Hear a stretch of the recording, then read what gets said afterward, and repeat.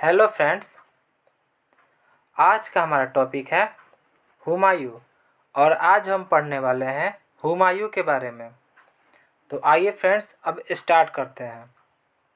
ये जो हुमायूं थे ये मुग़ल शासक थे और इनका जो कार्यकाल था वो था 1530 से 1556, यही इनका कार्यकाल था।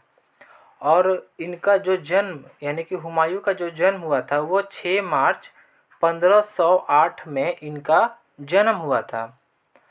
और ये मुग़ल वंश के जो संस्थापक बाबर थे उन्हीं के ये पुत्र थे, यानी कि इनका पिता जो था वो बाबर था। और हुमायूं जो था वो 29 दिसंबर 1530 ईस्वी में आगरा के सिंहासन पे बैठा। और हुमायूं की जो मृत्यु हुआ वो 1556 ईस्वी में हुआ। और कैसे हुआ? तो पुस्तकालय की सीढ़ियों से गिरने के कारण इनकी मृत्यु हो गई। अब देखते हैं एग्जाम्स में कैसे पूछते हैं, उसके पॉइंट ऑफ व्यू से हम एक एक क्वेश्चन को समझते हैं।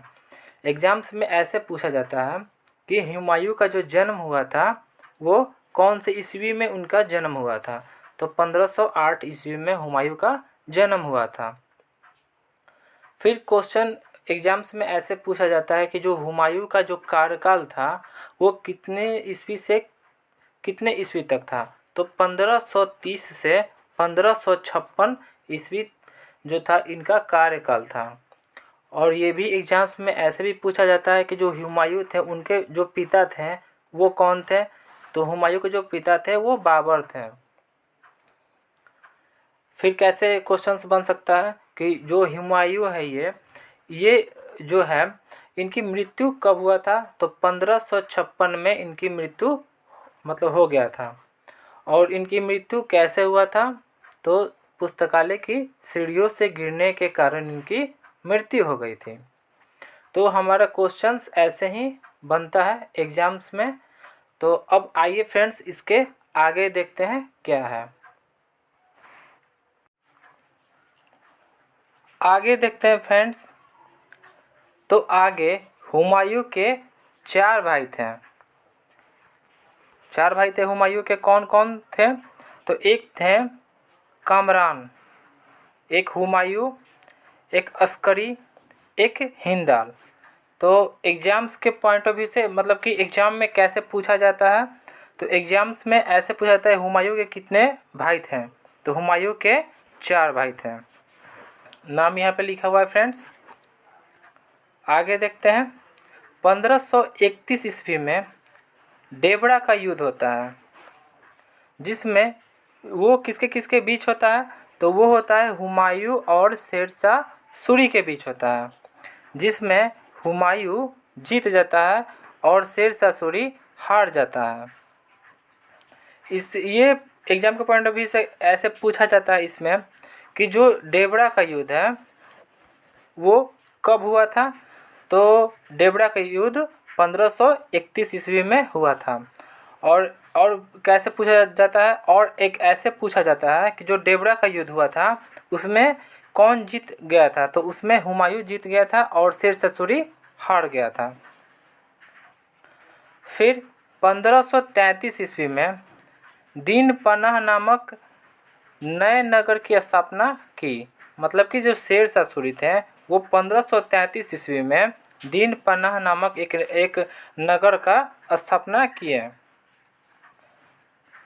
अब इसके आगे देखते हैं फ्रेंड्स। तो फ्रेंड्स अब आगे हम पढ़ेंगे जो हुमायूं जो युद्ध लड़ा उसके बारे में हम पढ़ने वाले हैं। तो अब पढ़ेंगे यहाँ पे युद्ध कौन से वर्ष लड़ा गया, किसके किसके बीच लड़ा गया और परिणाम उसका क्या हुआ, कौन जीता कौन हारा, उसके बारे में देखते हैं। तो चौसा का युद्ध 1539 ईस्वी में हुआ, जिसमें जो किसके किसके बीच हुआ। तो वो जो हुआ हुमायूं और शेरशाह सूरी के बीच में हुआ, जिसमें परिणाम ये होता है कि जिसमें शेरशाह सूरी जीत जाता है और हुमायूं हार जाता है। इसके अगला कौन सा युद्ध होता है? तो इसके बाद होता है बिलग्राम का युद्ध होता है, या फिर इसे कन्नौज का युद्ध भी बोला जाता है। और जो बिलग्राम या फिर कन्नौज का युद्ध है वो कब हुआ था? तो वो हुआ था 1540 ईस्वी में ये हुआ था। और ये किसके किसके बीच हुआ था? ये भी हुआ था हुमायूं और शेरशाह सूरी के बीच हुआ था। और इसमें क्या परिणाम में क्या आया? इसमें शेरशाह सूरी इसमें भी जीत गया। मतलब कि चौसे के युद्ध में भी शेरशाह सूरी जीत गया और कन्नौज का जो युद्ध हुआ उसमें भी शेरशाह सूरी जीत गया। अब एग्जाम के पॉइंट ऑफ व्यू से कैसे क्वेश्चंस बन सकता है, आइए वो देखते हैं। तो उसमें एग्जाम्स में ऐसे पूछा जाता है कि जो चौसा का जो युद्ध हुआ था वो किस वर्ष हुआ था? तो आप बता सकते हैं कि जो चौसा का युद्ध हुआ था 1539 में हुआ था। और उसमें जो चौसा का जो युद्ध हुआ था उसमें कौन जीता था? तो आप बता सकते हैं इजली वे में कि वो जो है शेरशाह सूरी जीत चुका था और हुमायूं हार चुका था। फिर ऐसे क्वेश्चन पूछ सकता है जो कन्नौज का युद्ध हुआ था कब हुआ था? तो कन्नौज का युद्ध 1540 ईस्वी में हुआ था। और इसमें जो परिणाम क्या हुआ, इसमें जो हुआ, इसमें शेरशाह सूरी इसमें भी क्या होता है? जीत जाता है। मतलब कि जो ये हुमायूं है ये दोनों में हार जाता है, चौसे के युद्ध में भी हार जाता है और बिलग्राम या फिर कन्नौज के युद्ध में भी हार जाता है। यहाँ से एग्जाम्स में सीधे सीधे क्वेश्चन पूछा जाता है। तो आइए फ्रेंड्स अब इसके आगे देखते हैं।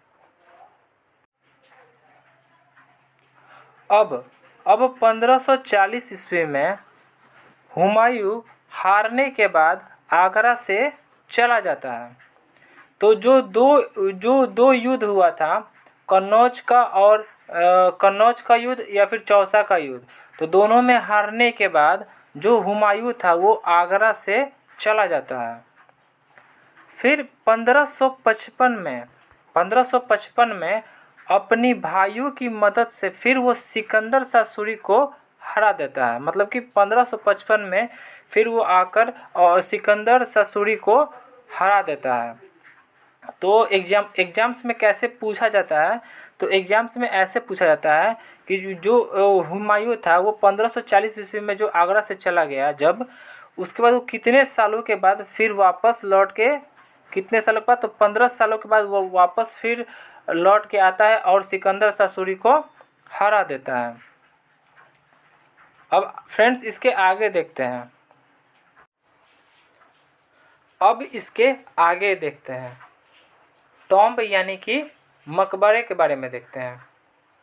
तो जो हुमायूं का जो टॉम्ब था यानी कि जो मकबरा था वो दिल्ली में है, हुमायूं का मकबरा। और जो हुमायूं हैं उनकी बहन का क्या नाम है? उनकी बहन का नाम है गुलबदन बेगम। जो हुमायूं की बहन है उनका नाम है गुलबदन बेगम। इन्होंने ही क्या किया? इन्होंने ही जो टॉम्ब बनवाया था, कहाँ पे? तो दिल्ली में हुमायूं का टॉम्ब इन्होंने ही बनवाया था। तो एग्जाम्स के पॉइंट ऑफ व्यू से कैसे पूछा जाता है? तो एग्जाम के पॉइंट ऑफ व्यू से ऐसे पूछा जाता है कि जो हुमायूं थे उनकी बहन जो गुलबदन बेगम थी, उन्होंने कहाँ पे हुमायूं का टॉम्ब कहाँ पे बनवाई थी? तो वो हो जाएगा दिल्ली में। अब इसके आगे देखते हैं। नेक्स्ट है जो गुलबदन बेगम थी, जो हुमायूं की बहन गुलबदन बेगम थी, उन्होंने हुमायूं नामा की रचना की। मतलब इन्होंने ही हुमायूं नामा की रचना की। तो अक्सर एग्जाम्स में पूछा जाता है कि जो हुमायूं नामा है उसे, वो जो हुमायूं नामा है उसकी रचना मतलब किसने की? तो गुलबदन बेगम ने की।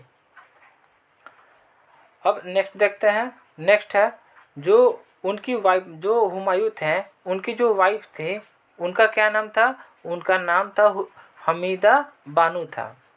जो हुमायूं थे उनके वाइफ का नाम हमीदा बानो था। अगला देखते हैं। तो जो हुमायूं थे वो ज्योतिषी पे विश्वास करते थे। जो हुमायूं थे वो ज्योतिषी पे विश्वास करते थे। और जो हुमायूं था उनका बेटा का क्या नाम था?